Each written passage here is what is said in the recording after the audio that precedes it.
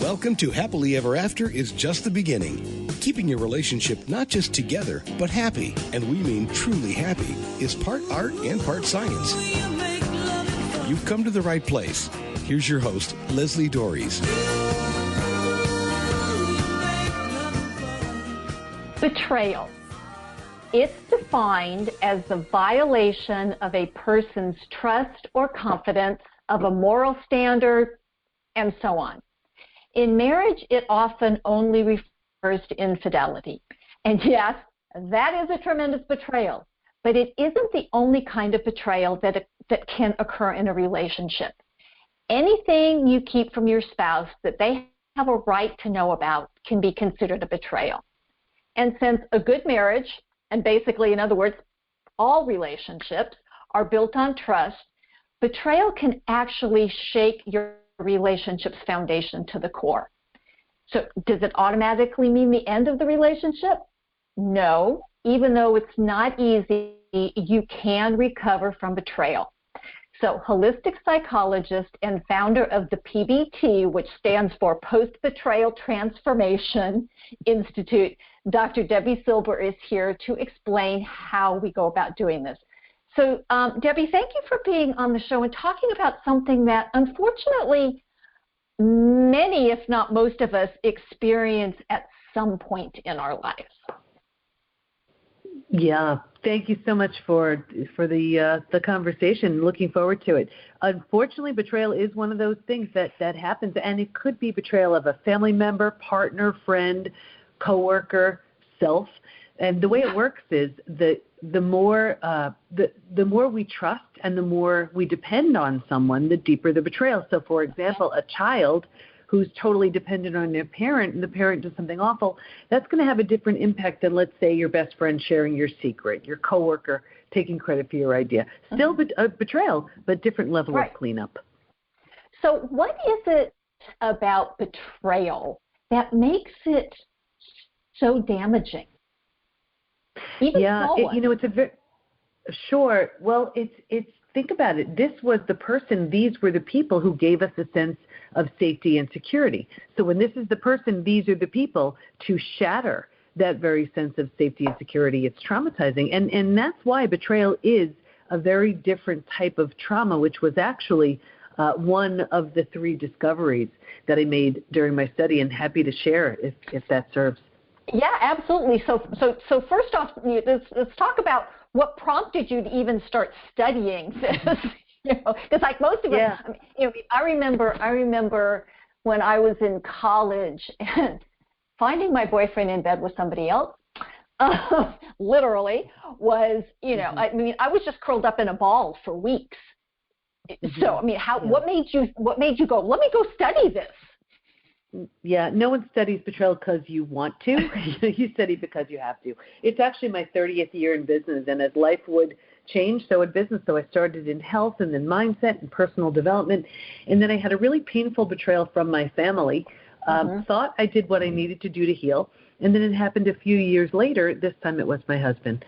Well, that was the deal breaker. So got him out of the house, and here I was.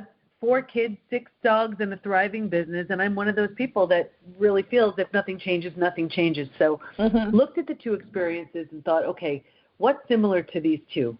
Of course me, but what else? And I realized boundaries were always getting crossed. I never took my needs seriously.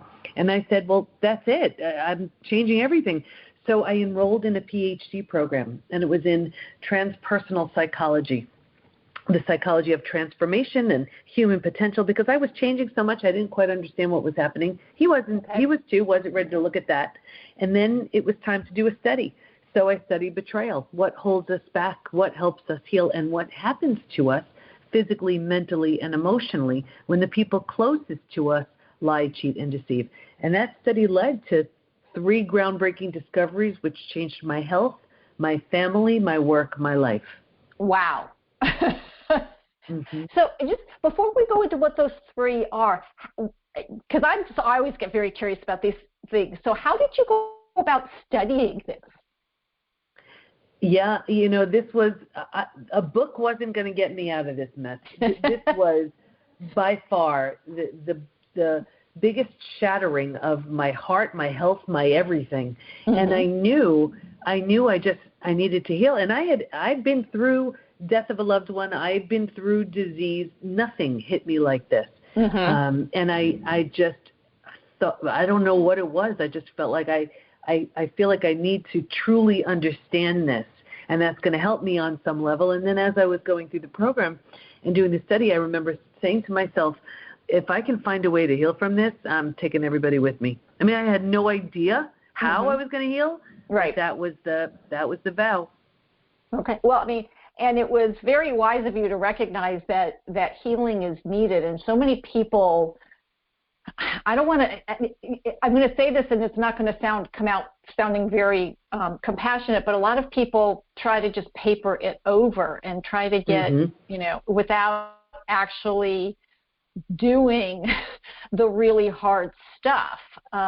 So you talk about that you found 3 things, and I know that the first one is something called post-betrayal syndrome. And can you talk about what that is and how you discovered it? Yeah, sure. So that was actually the second discovery. The first was that betrayal is very different. And originally, I was studying betrayal and post-traumatic growth. And for those who aren't familiar, post-traumatic growth is, if you can imagine like an upside of trauma, how whatever that trauma is, death of a loved one, disease, natural disaster, whatever, it leaves you with a new awareness, insight, perspective. But as I said, I had been through death of a loved one. I'd been through disease, and it felt so different for me. Betrayal felt so different. I didn't want to assume it was the same for everyone. So I asked all my participants, I said, if you've been through other traumas besides betrayal, is it different for you? Unanimously, they said it's so different, and here's why. Because it feels so intentional, we take it so personally. So the entire self gets shattered and has to be rebuilt. Think about it: rejection, abandonment, belonging, confidence, worthiness, trust. They all have to be rebuilt. So it didn't quite qualify as post-traumatic growth. It's like, yeah, you need to rebuild your life, but you also need to rebuild the self. So I coined a new term, post-betrayal transformation, and that's the complete and total rebuild of your life and yourself after an experience with betrayal. So that was the first discovery, but the one you're speaking about, that was the second. And what we learned was that there's actually a collection of symptoms, physical, mental, and emotional, so common to betrayal, it's known as post-betrayal syndrome. And we've actually had about 80,000 people or so take the post-betrayal syndrome quiz on our site to see to what extent they're struggling. A few things about that. The first thing is, we've all heard time heals all wounds. I have the proof that when it comes to betrayal, that's not true. Because there's a question that says, is there anything else you'd like to share? And people write things like, my betrayal happened 35 years ago and I'm unwilling to trust. My betrayal happened 40 years ago and I can still feel the hate. So we know you can't count on time. You can't even count on a new relationship to heal betrayal. It has to be deliberate and intentional. Okay, interesting. So what are the symptoms of post-betrayal syndrome? What does that look like? Sure, and every few months I pull the stats from the quiz to see where people land. So now imagine that 80,000 people, men, women, just about every country's represented. Okay. 78% constantly revisit their experience. 81% feel a loss of personal power. 80% are hypervigilant. 94% deal with painful triggers, just like how you said it. It messed with you for weeks. It's very, very true. The most common physical symptoms: 71% have low energy, 68% have sleep issues, 63% have extreme fatigue, 47% have weight changes. Maybe in the beginning you can't hold food down. Later on you're using food for comfort. 45% have digestive issues, and that can be anything from Crohn's, IBS, diverticulitis, you name it. The most common mental symptoms: 78% are overwhelmed, 70% are walking around in a state of disbelief, 68% can't focus, 64% are in shock, 62% can't concentrate. The most common emotional symptoms: 88% experience extreme sadness, 83% are really angry. Real common to bounce back and forth between those two emotions. 82% feel hurt, 80% have anxiety, 79% are stressed. Just a few more. Here's why I wrote the book, Trust Again.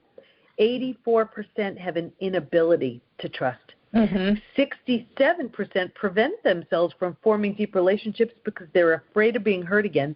82% find it hard to move forward. 90% want to move forward, but they don't know how. So, yeah, wow. And you said something that I think, about this idea that, it shatters our own sense of self. I mean, but you also said that betrayal is seen as intentional. And there are some betrayals. I mean, obviously, if you're married and you have an understanding that we are going to be monogamous and you end up sleeping with somebody else, it's like, okay, that seems, because you don't just kind of happen. I mean, I love Dr. Phil, you're walking down the street minding your own business and suddenly you find yourself in bed with somebody who's not your spouse. It's like, that doesn't happen. It's a series of choices. But there are some other kinds of betrayal, and sharing personal information with somebody. But sometimes I can see that being more accidental.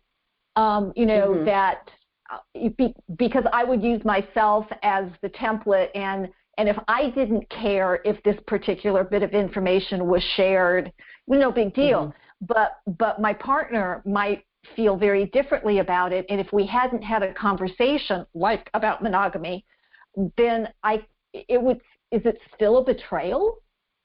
I define it as the breaking of a spoken or unspoken rule, and every relationship has them. Yes. So it's really about the rules of that relationship. But I just want to go back to the stats from the post-betrayal syndrome quiz. You didn't hear me read anything, 20%, 30%. Right. These numbers are high. They're all big.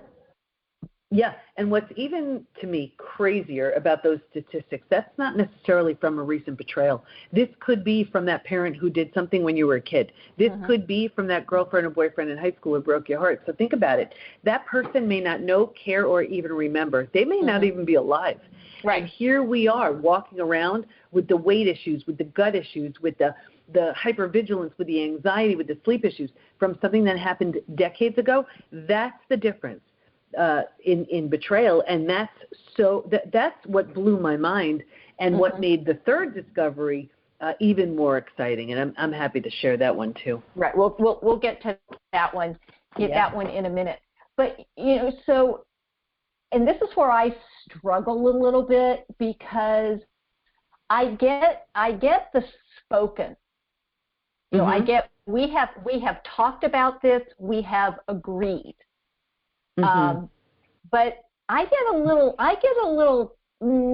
hesitant when things are unspoken, because there's a lot of expectations. There's a lot of things that don't get talked about, and it's like, okay, if we didn't have a conversation and an agreement about this, and I'm functioning under the idea that, you've agreed to this thing that I haven't even told you is important to me, that's where I get a little confused about the intentional betrayal. Because if I don't know about it, should I really be held accountable for it? Yeah, I mean, there are definitely subtleties for sure, and this is where relationships can grow much deeper, because as these things come up, and as you let the other one know what's important to you, what is non-negotiable, what really is so hurtful, or whatever it is, that's how relationships change and grow. It's the big shocking ones that where it's assumed. Those are the ones that hurt the most. But there are, there's also, we call it death by 1,000 cuts. It could be lies or deception, or there are so many variations of it. But I absolutely hear what you're saying, where one person doesn't think it's a big deal and the other person it is. It's the rules and the boundaries need to be renegotiated a bit when something like that happens. Absolutely. So this is Happily Ever After is just the beginning on webtalkradio.net. I'm Leslie Dories, and I'm talking about betrayal and how to heal from it with holistic psychologist Dr. Debbie Silber. She is the founder of the Postbetrayal Transformation Institute and author of the new book, Trust Again. And if you have been betrayed in your marriage, you know how